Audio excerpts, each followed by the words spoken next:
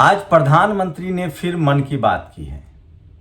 मन की बात में उन्होंने कहा है कि विदेशियों को, आतंकियों को, दुश्मन देश को अमन चैन पसंद नहीं आया।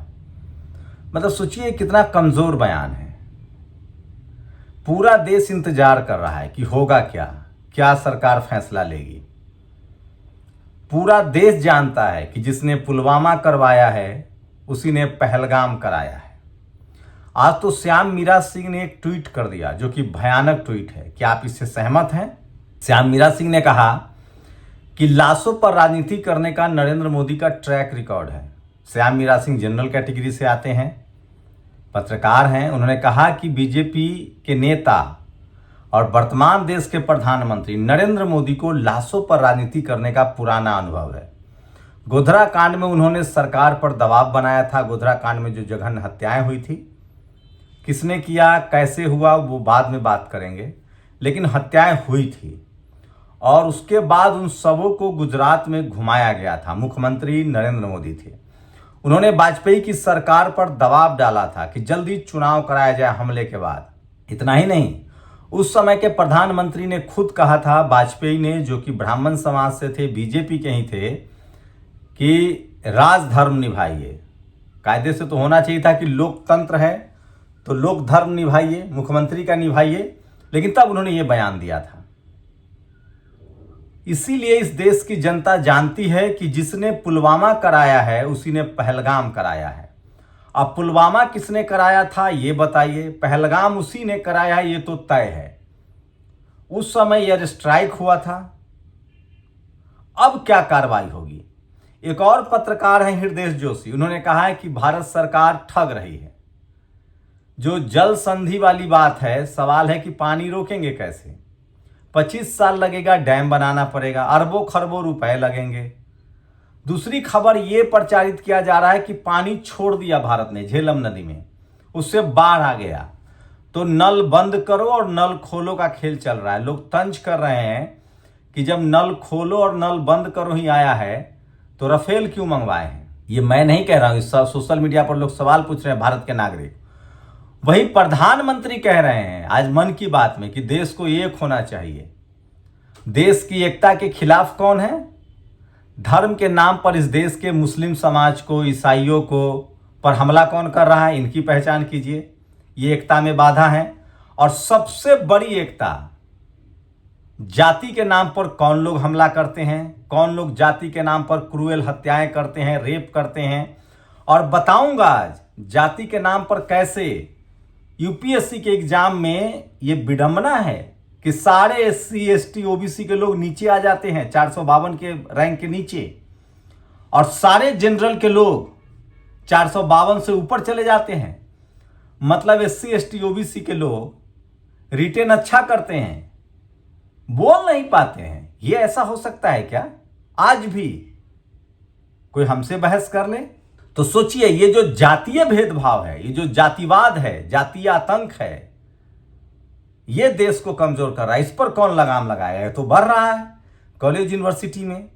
तो प्रधानमंत्री नरेंद्र मोदी कह रहे हैं कि भारत को एकता बनाए रखनी चाहिए, भारत एकजुट है, बिल्कुल एकजुट होनी चाहिए, हम सिर्फ और सिर्फ भारतीय हैं। वहीं पाकिस्तान के तरफ से लगातार आग उगला जा रहा है। पाकिस्तान के तरफ से लगातार, सोचिए, भारत की जातिवादी मनुवादी मीडिया जो दलित, पिछड़े, किसान, आदिवासी, अल्पसंख्यकों को नहीं दिखाती है, वो पाकिस्तानियों को टेलीविजन पर बैठा बैठा कर भारत को गाली दिलवा रहा है। लोग सवाल पूछ रहे हैं कि जब किसानों को दिल्ली नहीं आने दिया गया, सरकार इतनी मुस्तैद थी, तो आतंकी कैसे घुस जाते हैं? इसका मतलब क्या सरकार मुस्तैद नहीं है? ये सबसे बड़ा सवाल है। वही पाकिस्तान जो है वो अपनी औकात से ज्यादा बोल रहा है, उकसा रहा है, और वहां भी वही खेल चल रहा है। उसके रेल मंत्री कह रहा है कि हमारे पास एटम बम है, हमने उसको सजावट का सामान के लिए थोड़ी रखा है। रेल मंत्री, अभी उनका रेल अपहरण हो गया था। वहां के रक्षा मंत्री ने खुद माना है कि हम लगातार 30 सालों से आतंकवाद को पाल रहे हैं, अमेरिका के कहने पर। एक बिलावल भुट्टो हैं, वो कह रहे हैं कि हम खून की नदी बहा देंगे। तो इन तमाम खबरों पर विश्लेषण जरूर देखिए। नमस्कार, मैं शंभू कुमार सिंह और आप देख रहे हैं नेशनल दस्तक। प्रधानमंत्री नरेंद्र मोदी ने आज मन की बात कही। उन्होंने कहा कि देश एकजुट है, लेकिन सोचिए देश की एकता अखंडता को कौन तोड़ रहा है? कौन लोग हैं जो भारत में जो डाइवर्सिटी है, हर जाति, हर धर्म, हर मजहब के लोग हैं, उनके साथ भेदभाव कौन कर रहा है? तो बाहरी आतंकी से ज्यादा देश के वो लोग आतंकी हैं जो जाति के नाम पर और धर्म के नाम पर हिंसा करते हैं। जो इस देश में क्रिश्चियन हो या मुसलमान हो या कोई भी अल्पसंख्यक हो, यही ऐसे आतंकवादी लोग हैं जिन्होंने सिखों का नरसंहार किया, धर्म के नाम पर मुसलमानों पर अत्याचार करते हैं, क्रिश्चियनों पर अत्याचार करते हैं। और उससे भी बड़ा आतंकवादी वो लोग हैं जो पिछले 1000 साल से इस देश में जाति के नाम पर आतंकवाद करते हैं। और आजादी के बाद, संविधान लागू होने के बाद आज भी ये जातीय आतंकी जाति के नाम पर भेदभाव करते हैं। मीडिया में, जुडिशरी में, कॉलेज में, यूनिवर्सिटी में, ब्यूरोक्रेसी में नौकरी देने पर यही लोग, जो भी हो, वो किसी तरह का आदमी हो, जो जाति के नाम पर, और मैं बताऊंगा जातीय आतंकवाद क्या है एक वर्ड में, जो जाति के नाम पर रेप करे, घोड़ी न चढ़ने दे, मूंछ न रखने दे, जाति के नाम पर हमला करे, मर्डर करे, जो जाति के नाम पर फैसला दे, न्याय करे, ये जातिवादी आतंकी इस देश के सिस्टम में बैठे हुए हैं। मीडिया में, जुडिशरी में, कॉलेज यूनिवर्सिटी में, ब्यूरोक्रेसी में, बिजनेस में, यूपीएससी के इंटरव्यू पैनल में बैठे हो सकते हैं। ये सबसे बड़े खतरनाक जातिवादी आतंकी है जो इस देश की एकता को तोड़ रहे हैं। इन लोगों पर जब तक कार्रवाई नहीं होगी, संविधान पूरी तरह से लागू नहीं होगा, तब तक बाहरी इसका फायदा उठाते रहेंगे। तो आप लोग बताइए जातीय आतंकवादी कहां है? अब जातीय आतंकवाद की पहचान कैसे करें? जिन लोगों ने इस देश में जातिवाद बनाया और जो जातिवाद में ऊपर है और पीड़ित उससे नीचे है, इसका मतलब जो ऊपर वाला है वो जातीय आतंकवाद फैला रहा है और जो जाति के रूप से नीचे है वो जातीय आतंकवाद के शिकार है। मैं अपना एग्जाम्पल देकर कह रहा हूं, क्योंकि जातिवाद बनाया गया इस देश में। मैं जातिवाद नहीं मानता हूं, मैं SC ST OBC मानता हूं। अगर कोई मेरे से नीचे, जिसको सो कॉल्ड तथाकथित, अगर मेरी जाति ऊपर है और कोई पीड़ित मुझसे नीचे वाली जाति का है जो मुझ पर आरोप लगा रहा है, इसका मतलब मैं जातीय आतंकी हो सकता हूं। बस यही थर्मामीटर है, यही पैरामीटर है।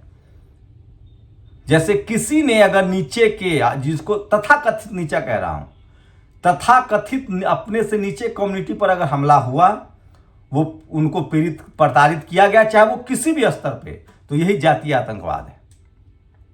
तो प्रधानमंत्री कह रहे हैं कि देश एकजुट हो, लेकिन सबसे ज्यादा पहचान कीजिए उन लोगों का जो इस देश में जाति के नाम पर, धर्म के नाम पर हिंसा कर रहे हैं, यही देश को कमजोर कर रहे हैं। और ऐसे लोग सबसे ज्यादा मनुवादी मीडिया में बैठे हैं। सोचिए, मनुवादी मीडिया दिन रात पाकिस्तानियों को जगह दे रही है, जो भारत के SC ST OBC किसान अल्पसंख्यकों को जगह नहीं देता है, जो भारत में नोटबंदी को मास्टर स्ट्रोक, किसानों के आंदोलन को खालिस्तानी, इस देश के मुसलमानों को पाकिस्तानी और आतंकी कहता है, जो दलित पिछड़ों को उग्रवादी और नक्सलवादी कहता है, वो अपने पाकिस्तानियों को टीवी पर बैठा के भारत को गाली सुनवा रहा है। ये सोशल मीडिया पर लिखा जा रहा है। वहीं सोचिए, श्याम मीरा सिंह ने प्रधानमंत्री पर गंभीर आरोप लगाया। उन्होंने कहा है, लिखा है कि प्रधानमंत्री का ट्रैक रिकॉर्ड अच्छा नहीं रहा है, वो लाशों पर राजनीति करते रहे हैं। गोधरा कांड के बाद लाशें घुमाई गई, अटल बिहारी वाजपेयी के शव को, उनकी अस्थियों को देश भर में घुमाकर राजनीति की गई। यह बड़ा सवाल है, बड़ा आरोप है। आप लोग की प्रतिक्रिया क्या है? लेकिन मेरा पूरा मानना है कि जिसने पुलवामा करवाया है उसी ने पहलगाम करवाया है। अब देखते हैं, उस समय एयर स्ट्राइक की कार्रवाई हुई थी, इस बार क्या होता है? यह सबसे बड़ा सवाल है। और क्या आप इससे सहमत हैं? अब किसने पुलवामा करवाया, इसकी जांच हो, उसी का पहलगाम निकलेगा। यह सबसे बड़ी खबर है। हृदय जोशी ने कहा है, सरकार पानी बंद करने के नाम पर राजनीति कर रही है। जो पानी सिंधु नदी का बंद करने का फैसला किया गया है, उसको तभी आप बंद कर सकते हैं जब आपके पास डैम हो, और ये 25 साल से पहले डैम ही नहीं बन पाएगा, अरबों खरबों की संपत्ति लगेगी। तो ये सिर्फ बहकाने के लिए, ये मैं नहीं, हृदय जोशी कह रहे हैं, जो ब्राह्मण समाज के पत्रकार हैं। दूसरा, उमा शंकर कह रहे हैं कि इस देश की जातिवादी मनुवादी मीडिया झूठी खबर फैला रही है, अफवाह फैला रहा है। वहीं सांप्रदायिक जो जातिवादी हिंसक हैं, जो सांप्रदायिक हैं, वो इस देश में फिर से बुरे वक्त में भी हिंदू मुस्लिम कर रहे हैं, जातीय हिंसा कर रहे हैं। और इसमें सबसे ज्यादा जिम्मेदार इस देश की जातिवादी मनुवादी मीडिया है। वहीं पाकिस्तान ऐसा लग रहा है जैसे भड़का रहा है युद्ध के लिए। मैं फिर कह रहा हूं, भारत सरकार को कठोर फैसला लेना चाहिए। भारत पाकिस्तान से बहुत मजबूत मुल्क है, लेकिन सवाल है कि भारत एकजुट रहे, जो प्रधानमंत्री ने कहा है। और एकजुट तब देश रहेगा जब यहां जाति के नाम पर और धर्म के नाम पर हिंसा बंद होगी, सबको संवैधानिक रूप से बराबर का अधिकार मिलेगा। ये सबसे बड़ा सवाल है। आज भी देश में सबसे ज्यादा हिंसा हो रही है। वहीं कांग्रेस लगातार सरकार पर दबाव बना रही है। विपक्षी दल लगातार सरकार पर दबाव बना रहे हैं। वो जमाना गया जब वो सड़कों पर उतर नहीं रहे थे। बिहार में प्रधानमंत्री ने हमले के बाद पहली रैली की तो बिहार में ही बगावत की बिगुल भी फूकी गई। तेजस्वी यादव, मुकेश सहनी और राजेश राम, जो कांग्रेस के अध्यक्ष हैं, वो सब सड़कों पर उतरे, मोमबत्तियां जलाई, सरकार से सवाल पूछे गए कि सिक्योरिटी कैसे लीक हुई, कैसे सुरक्षा के तंत्र खराब हुए, वहां कोई अधिकारी, कर्मचारी या पुलिस के जवान क्यों नहीं थे।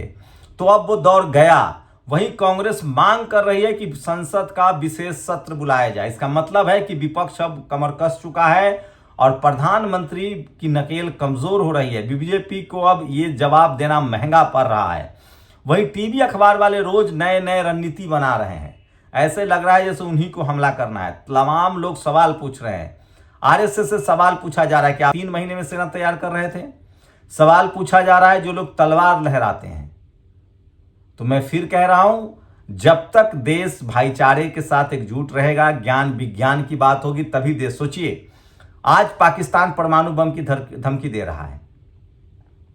दुनिया में अब वही देश सुरक्षित है जिनके पास अपना रडार है, अपना 6th जनरेशन से फाइटर प्लेन है, 5th जनरेशन 6th जनरेशन के, जिनके पास एटॉमिक हथियार है। दुनिया में अब वही देश विश्वगुरु है, वही ताकतवर है जिनके पास सबसे आधुनिक हथियार है और दूसरे के हमला रोकने के लिए आधुनिक तकनीक है।